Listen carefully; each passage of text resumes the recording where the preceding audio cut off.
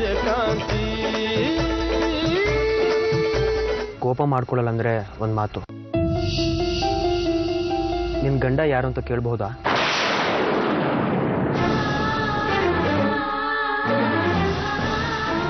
ನಿನ್ನಂತ ಒಳ್ಳೆ ಮನಸ್ಸಿನವಳು ಅವನಿಗೆ ಯಾಕೆ ಬೇಡ ಆದ್ದು ಅಂತ ಕೇಳಬಹುದಾ? ನಾನು ಸಾಯೋ ತನಕ ಅದನ್ನ ನೀನು ತಿಳ್ಕೊಳ್ಳೋದಕ್ಕೆ ಸಾಧ್ಯ ಇಲ್ಲ. ಸರಿ, ಹೊರಡೋಣ. ನನ್ನ ಮಾತಿಂದ ನಿಮ್ಮ ಮನಸ್ಸಿನ ನೋವಾಗಿದ್ರೆ ಐ ಆಮ್ ರಿಯಲಿ ಸಾರಿ. ನಿಮ್ಮ ಮುಂದೆನೇ ಬಾಸ್ ಚೇಂಬರ್ಗೆ ಹೋದ್ನಲ್ಲ ಮೇಡಮ್ ಫೈಲ್ ಇಟ್ಕೊಂಡು. ಹೌದು, ಅದೇ ಡೈಲಿ ರಿಪೋರ್ಟ್ ಫೈಲ್ ತಗೊಂಡು ಹೋದ್ನಲ್ಲ ಮೇಡಮ್. ಹೌದು ಹೌದು ರಂಗ, ಅದೇ ಫೈಲು.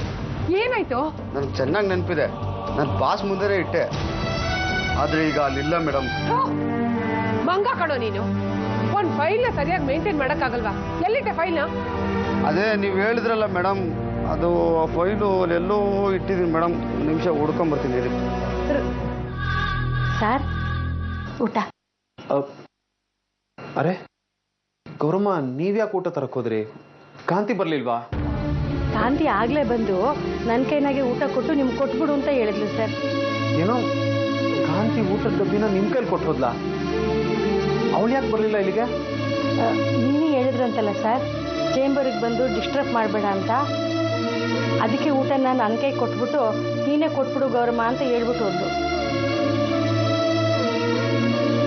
ಸರ್, ನೆನೆ ನಿಮ್ಮ ಕತೆ ಹೇಳಿದ್ನಲ್ಲ, ಆ ಪುಷ್ಪ ಗಂಡಂಗೆ ಮೋಸ ಮಾಡೋಳಲ್ಲ ಆ ಹುಡುಗಿ, ನಿಮ್ಮ ಯೂನಿಟ್ನಾಗೆ ಕೆಲಸ ಮಾಡ್ತಾವಳಲ್ಲ ಸರ್, ಅವಳು. ಏನಾಯ್ತು? ನೋಡಿ ಸರ್, ಆ ಹುಡುಗಿ ಇವತ್ತು ರಜಾ ಹಾಕ್ಬಿಟ್ಟವಳೆ. ಅಲ್ಲ, ಆ ಯಮ್ಮನ್ ಗಂಡನ ಕತೆ ಏನು ಕೇಳ್ತೀರಿ ಪಾಪ. ಇವಳು ಹಿಂಗೆ ಅಂತ ಗೊತ್ತಾದ್ಮೇಲೆ ಅವನು ಇವಳ ಹತ್ರ ಮಾತಾಡ್ಸೋದೇ ಬಿಟ್ಬಿಟ್ಟಿದ್ದಾನೆ. ಇವಳು ಇಷ್ಟೇ ಸಾಕು ಅಂತ ಅವನ ಮನೆಗೆ ಹೋಗೋದನ್ನು ನಿಲ್ಲಿಸ್ಬಿಟ್ಟಿದ್ದಾಳೆ.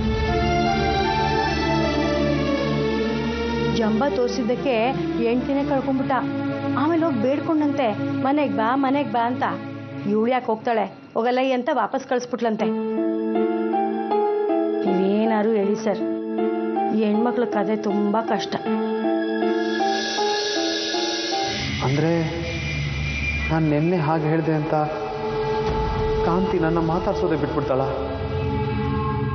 ಆ ಹುಡುಗಿ ಯಾರು ಏನು ಎತ್ತ ಅಂತ ನಾನು ಎಷ್ಟು ಕೇಳಿದ್ರು ಅವನು ಏನು ಹೇಳ್ತಾ ಇಲ್ಲ. ಅವನು ಹೀಗೆ ಇನ್ನೊಂದು 10 ವರ್ಷ ತಳ್ಳಿದ್ರೆ ಈ ಜನ್ಮದಲ್ಲಿ ಅವನು ಮದುವೆ ಆದ ಹಾಗೆ. ಆಯ್ತು ಲೀಲಾ, ಏನ್ ಮಾಡಬೇಕು? ನಾವೇ ಒಂದು ಹುಡುಗಿನ ಹುಡ್ಕೋಕ್ ಶುರು ಮಾಡೋಣ. ಪ್ರೀತಿ ಗೀತಿ ಅಂತ ಅಂದಮೇಲೆ ಅವನು ಮದುವೆಗೆ ಮನಸ್ಸು ಮಾಡಿದ್ದಾನೆ ಅಂತ ತಾನೇ ಅರ್ಥ. ನಾವು ಹುಡುಗಿನ ತೋರಿಸೋಣ, ಚೆನ್ನಾಗಿದ್ರೆ ಮದುವೆಗೆ ಒಪ್ಕೊಳ್ತಾನೆ. ಲೀಲಾ, ಅವನು ಪ್ರೀತಿಸ್ತಿದ್ದೀನಿ ಅಂದಮೇಲೆ ಆ ಹುಡುಗಿನ ಮನಸ್ಸಲ್ಲಿ ಇಟ್ಕೊಂಡಿದ್ದಾನೆ ಅಂತ. ಆ ಕಾರಣದಿಂದಾನೆ ಅವನು ಮದುವೆ ಮಾಡ್ಕೊಳ್ಳೋದಕ್ಕೆ ಒಪ್ಕೊಂಡಿದ್ದಾನೆ. ಈಗ ಅವನು ಹೂ ಒಂದೇ ನಾವ್ ಯಾವುದೋ ಹುಡುಗಿನ ತೋರಿಸಿ ನೀನ್ ಮದುವೆ ಮಾಡ್ಕೊಂತ ಬಲವಂತ ಮಾಡೋದು ಯಾವ ರೀತಿ ಸರಿ ಹೇಳು?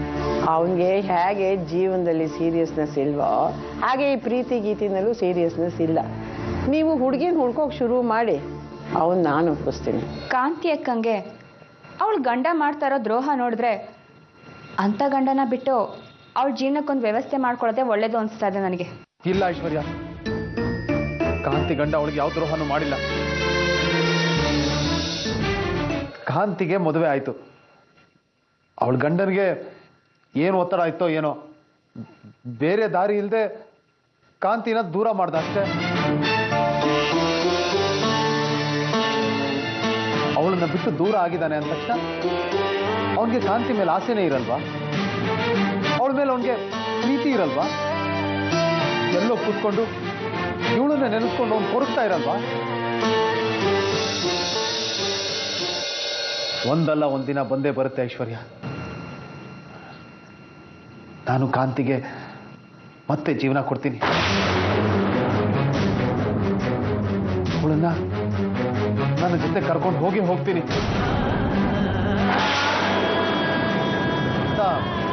ಅವಳ ಗಂಡ ಅನ್ಕೋತಿರಲ್ವಾ? ನಿಮ್ಗೆ ಹೇಗ್ರಿ ಗೊತ್ತು? ಇಷ್ಟೊಂದು ಡೀಟೇಲ್ ಆಗಿ ಹೇಳ್ತಿದ್ದೀರಾ? ಸೂರ್ಯಕಾಂತಿ